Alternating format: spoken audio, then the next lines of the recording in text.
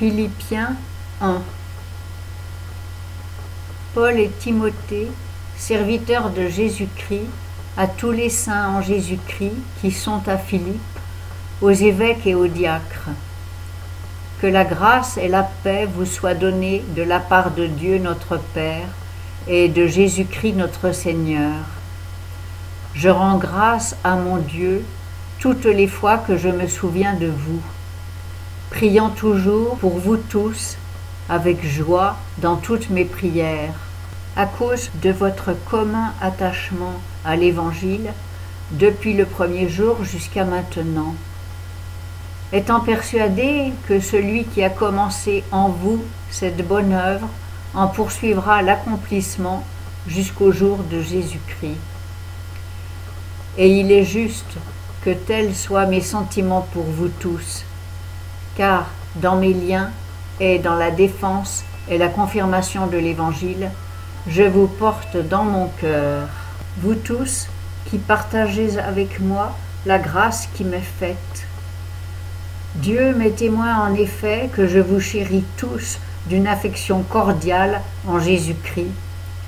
Et ce que je demande, c'est que votre charité augmente de plus en plus en connaissance et en toute intelligence, pour discerner la différence des choses, afin que vous soyez purs et irréprochables pour le jour de Christ, étant remplis par Jésus-Christ des fruits de la justice, à la gloire et à la louange de Dieu.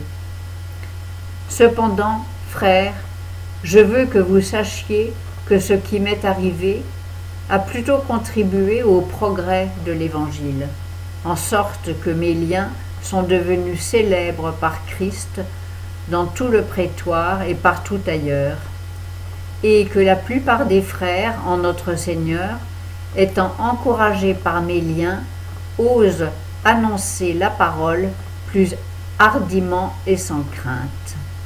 Quelques-uns, il est vrai, prêchent Christ par envie et dispute. D'autres le font avec bienveillance. Les uns annoncent Christ dans un esprit de dispute et non pas purement, croyant ajouter de l'affliction à mes liens. Mais les autres le font par affection, sachant que je suis établi pour la défense de l'Évangile. Qu'importe, de quelque manière que ce soit, par un zèle apparent ou avec sincérité, Christ est annoncé. C'est ce dont je me réjouis et je me réjouirai encore, car je sais que cela tournera à mon salut par vos prières et par le secours de l'Esprit de Jésus-Christ. Selon ma ferme attente et mon espoir, que je ne recevrai aucune confusion en rien, mais qu'en toute assurance, Christ, qui a toujours été glorifié dans mon corps, le sera encore à présent, soit par ma vie, soit par ma mort. Car pour moi, Christ est ma vie, et la mort m'est un gain.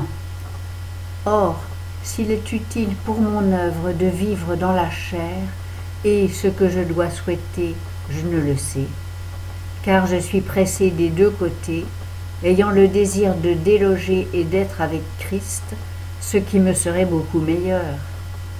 Mais il est plus nécessaire pour vous que je demeure en la chair, et je suis pleinement persuadé que je resterai et que je demeurerai avec vous tous, pour votre avancement et pour votre joie dans la foi, afin que vous ayez en moi, par mon retour au milieu de vous, un sujet de vous glorifier pleinement par Jésus-Christ.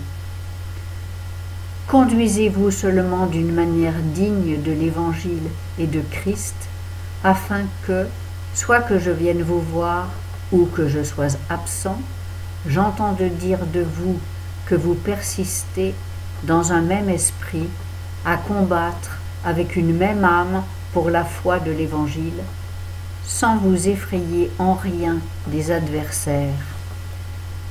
Ce qui est pour eux une preuve de perdition, mais pour vous de salut, et cela de la part de Dieu, parce qu'il vous a fait la grâce, à cause de Christ, non seulement de croire en lui, mais encore de souffrir pour lui, en soutenant le même combat où vous m'avez vu et où vous apprenez que je suis encore.